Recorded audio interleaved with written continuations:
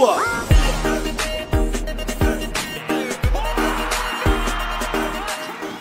Ya nggak mau beli sini, ya beli dia orang naik ini, apa nanti di kamar tahan exercise mau Fonua boleh, pekawan kita mau orang naik ini nanti, kita makin tu itu jauh pulang, kita apa ini mengaji activity untuk mengawangan kata itu kita bawa tu official demo, apa kau kawan jafio, kau polisi, kamar jafi, kata itu pengawan BTK, pengawan Yafung.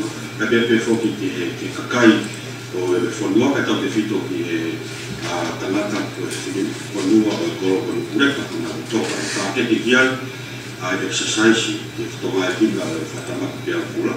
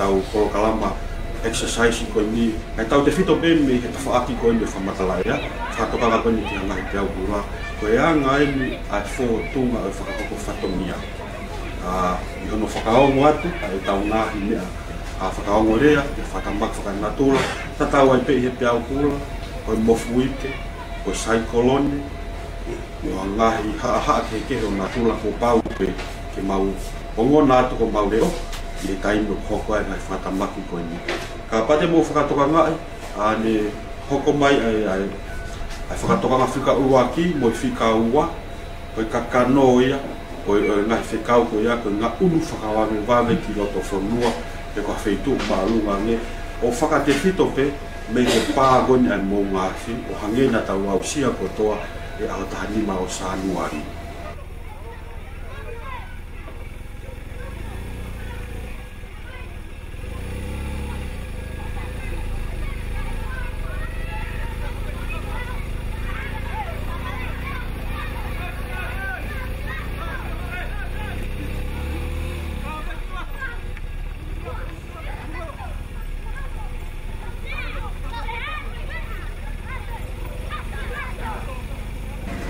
O ke tupe ai whakatokanga pe au kula whakawaweware ki he kotoa o e otu tongani.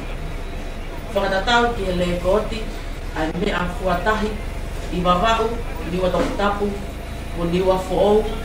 Na e le kooti ha pe au kula, vita, e noa, o i ne lima, i he taimi, osi minite ua wha, i he tahaua e hoa tāni, i he ngahi mahe Fonuani.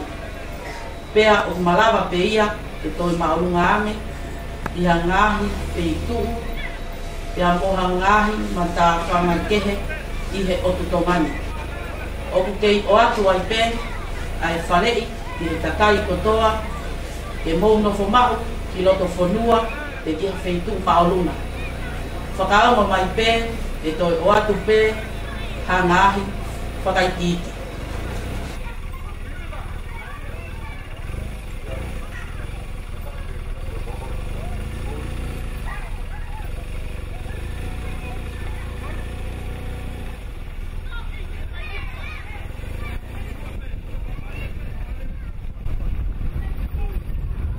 Ade mo fatonga ia le pe wei ka te ki kai fonua a le te ga fambatala me fakatoka na fika uaki ga mai ki fatonga fika fa ai ta na ki mai ana fambatala fo o fika aki pa mo fua o pe au I he ngahi feitu ke o balaba ki mau ke tai mini ia ga hono fa o exercise ko ni wa wen ai foi pe au kula ko ni ki vai fonua Wawau ka te he whoki nua tō tapu ka te he ki nua whoho.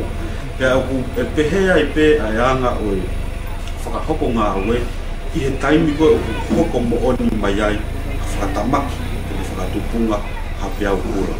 E ngā ue kātoa ai timi ngā ue o ngā ue I hoa sifi ko ia kono siofi a ngāhi mea fua mofuike o ngāhi mea fua tai. Ka te he whoki e ngāhi I misi satellite o ku whekau aki no tānaki e ngai whakamatala whakasae nisi I whakatamaki o hoko ko ia. Pea e te whai pe ono tuku atu e ngai whakafo ou o ngai whakamatala whakaiti ko ia o hange koe ni ko tau whai whanunga mai me e whakamatala whakauaku o a ue ni whakatuara ono whai. Te tau teu teu atu henu e whakatokanga pea kula whakaroi wade hono nima I ngahi ni si ni henu pea e te mautuku atuia I te taimi toi wanoa ki te koe taha, taimi na tongani. Pea e whakahoko atuia e te mauapisa ngā ue o winita vea, e whakatokanga kono lima meni.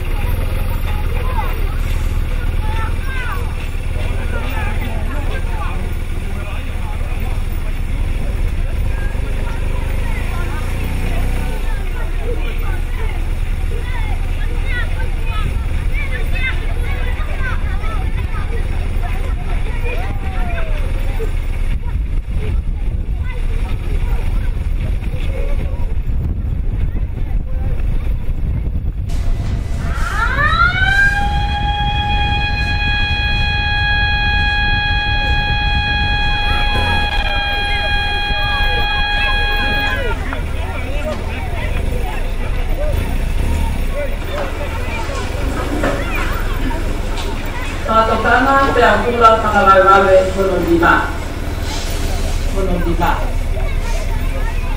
O kei tupe a whakatokanga pe a kula whakawawe ki he kotoa oe o tutongani. Whakatatau ki he lekooti ai mea fua tahi I he kotoa oe o tutongani. O lekooti ai ngahi pe a kula I he maalunga koi mita e noa koi nenima ki he kotoa. Ngahi mahi whorua I he taimi, toi ua I he taha e hoa tāni.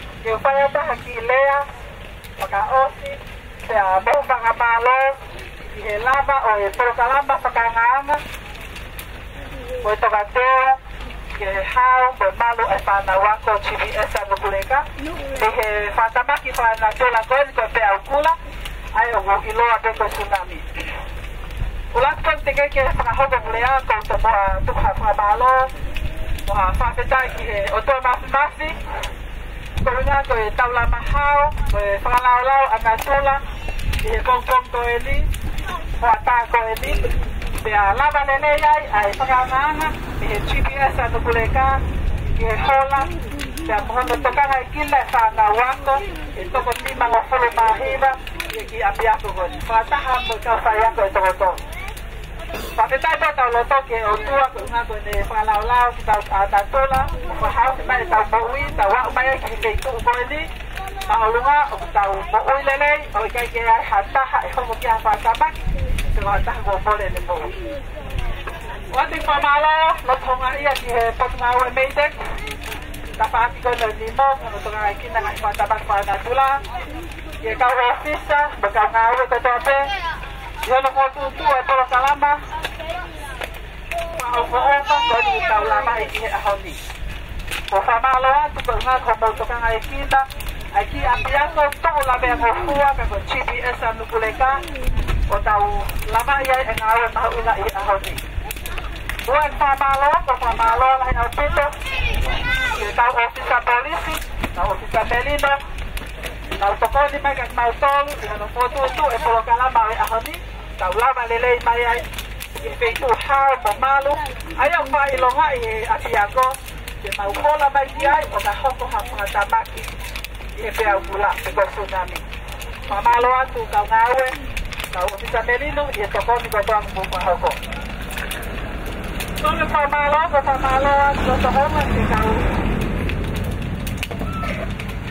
ofisa kau ngawe ko toa pe me koloskula Kau tokoni mai maboko mai kan mautori ahogoni terian mo ui ai pana wako sa ko tau hale le mai ai ko takon mamalo atu ke ofisa ko mamalo atu mato tau panau maboko mai tau lama e ahogoni mamalo atu ke o atu ke kai tapa ko tope ko topi pa mamalo ai ko mautoran ko panau ko fayako e ki apiako chibia sa kuleka ko tau lama ia e ngau e tau inga e ahokoni da ko hao mo ui ko toa mai e whanau whataha mo si whanau nau kau ki sai ngata ia kai kia hataha e mole ne mo ui pe ko hataha e la mea pea mau whamalo lahi atu i ngahi koukou pea mo ngai te toko ni aki ko toa pe tau whakahoko e ahokoni tau lama ia ai poro kalama whakahafu ofa Nai whai hono tei tau nei mua, ka ko tau iku na ia e ahokoni, ka mawhamaloa. Mawhamalo to honga, ko ngā te popowan, ko toa pēri, ka nana lima, na tau mga hongu, o lama e ngā ue whaofa e ahokoni, ia o kore, whakamari e koni, whahofa a tau kilofu kuku, ia hiki peko ia, ka tau to mātuku, ko whakaonga i ki ha tala e ahokoni.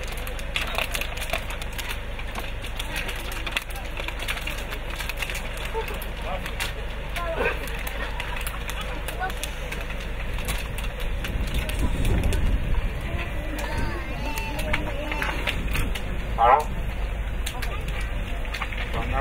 Banau?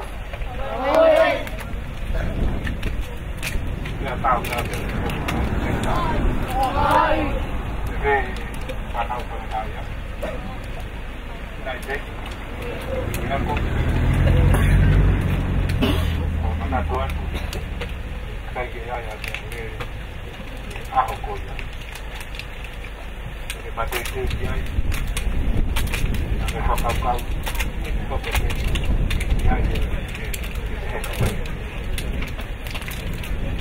Pamalo rakyat toko-toko mau pipa tokia kau mau malu mau pipa Pamalo rakyat toko kau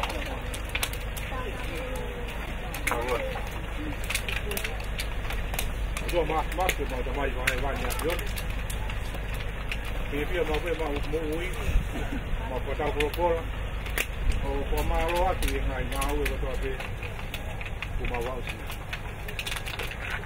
nei kai o mau tolu e ko wan ka go kau mai kau mo mo tolu ha tanga ta mo ko te ta malo ko pon kau e ki ko kalama si mo mai vai ko ne mo ne ngai si ka ia i ha ho ko ai e kai na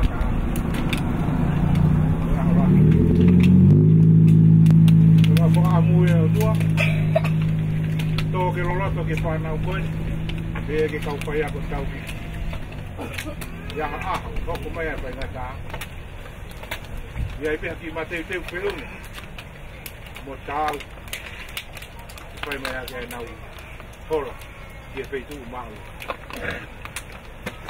Bapak umur ke mau ngahi loto Haji pol kalam maha ko nyo mau mate teu pe ki a ya ke mai ai ma ko ya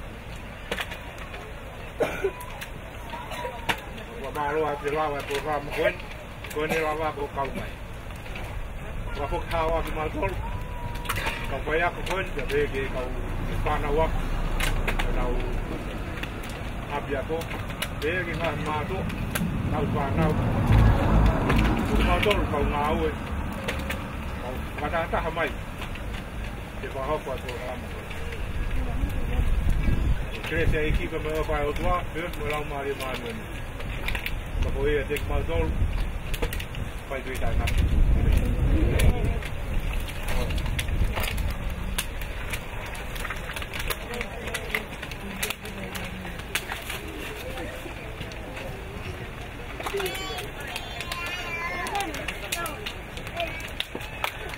Sai whanau? Koe lori kona I tapaki kona ke siati ai mua. Osi ke koni tau whakahekeheka atu ai ke abe whakaputi tau toki ape ako. Koe whanau? Kamata te kalasiono. Te kalasiono koe kalasnima.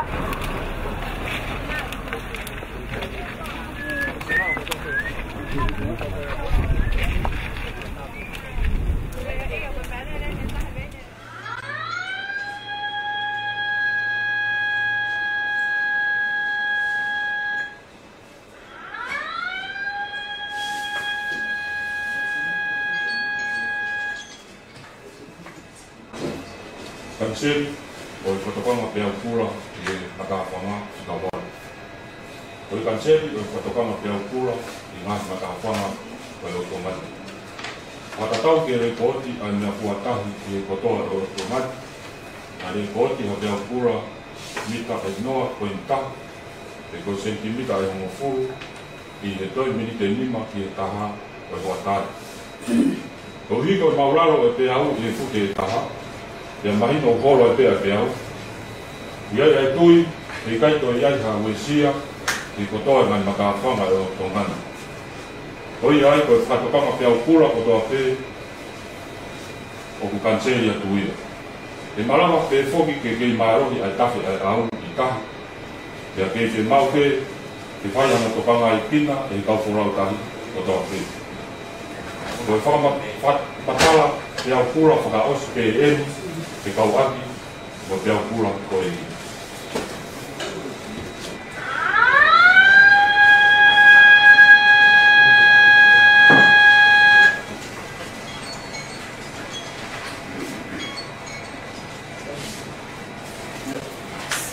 Yo, malo apito, wei te pege kai whanua, koe lava lele ia, ai whakahoko whatohia, I he exercise, whakawhanua, ki he pea ukula, tau wanoa uoua, ki ono whakamanatua, ai aho whamamanlahi ki he ngahi. Whakatamak whakanatulaka e tau te whitu, ki he pea ukula. Koe ngatanga ia, ai whakahoko whatongia, aho mo waa, whakaimatangi ai whanua, malo apito aho mo kau mai, tau mo e poupo, malo.